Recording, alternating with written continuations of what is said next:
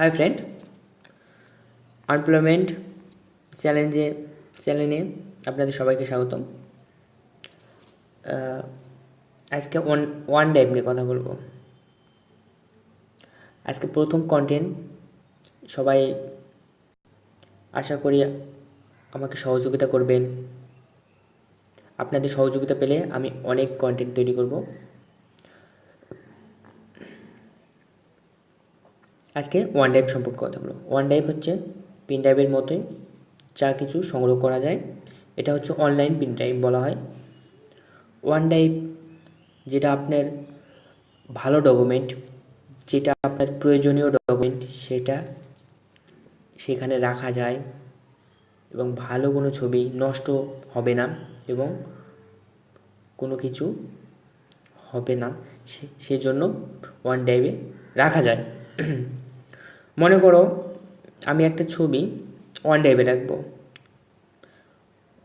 তার আগে বলে নিই, ওয়ান ড্রাইভে ছবি বা কোনো ডকুমেন্ট রাখতে হলে সেখানে অ্যাকাউন্ট করতে হয়, হটমেল দিয়ে অ্যাকাউন্ট করতে হয়। হটমেল কীভাবে খুলতে হয় এবং ওয়ান ড্রাইভ কীভাবে ছবি রাখতে হয়, হটমেল খোলার পর ওয়ান ড্রাইভে ছবি রাখা যায়। সেটা আমি আগেই বলে দিচ্ছি, এটা যারা জানে না তাদের জন্য এই ভিডিওটা বানাইছি। ওয়ান ড্রাইভ কী কাজ করে তাদের জন্য এই ভিডিওটা আমার বানানো। তো যাই হোক, আমি আজকে একটা আপনাদের ছবি সেখানে ওয়ান ড্রাইভে কীভাবে রাখে সে নিয়ে আলোচনা করব এবং কাজটা কি সেটা তো আমরা জানলাম। এখন হচ্ছে একটা ছবি, মনে করো একটা ছবি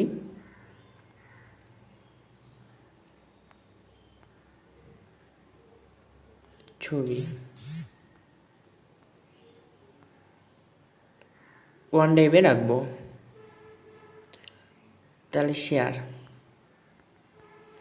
একটু ওয়েট করেন।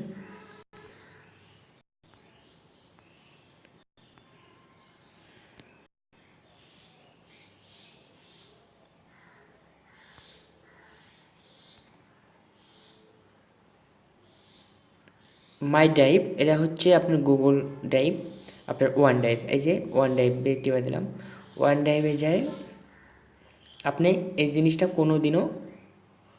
কখনোই নষ্ট বা ভাইরাসে আক্রান্ত করবে না। ওয়ান ড্রাইভে সুরক্ষিতভাবে থাকবে, কোনো কন্টেন্ট বা কোনো ডকুমেন্ট আপনার সেখানে থাকবে। তারপরে এখানে টিক চিহ্ন দেবেন। ঠিক এটা আপডেট হয়ে যাচ্ছে, এই যে আপডেট হয়ে গেছে, অলরেডি আপডেট হয়ে গেছে। এটা আপনি ওয়ান ড্রাইভে গিয়ে দেখতে পারবেন এবং এটা অনলাইন, এটা ওয়াইফাই বা কোনো ছাড়া হবে না। এই যে আমি যেটা আপলোড করলাম সেটা হচ্ছে এই যে।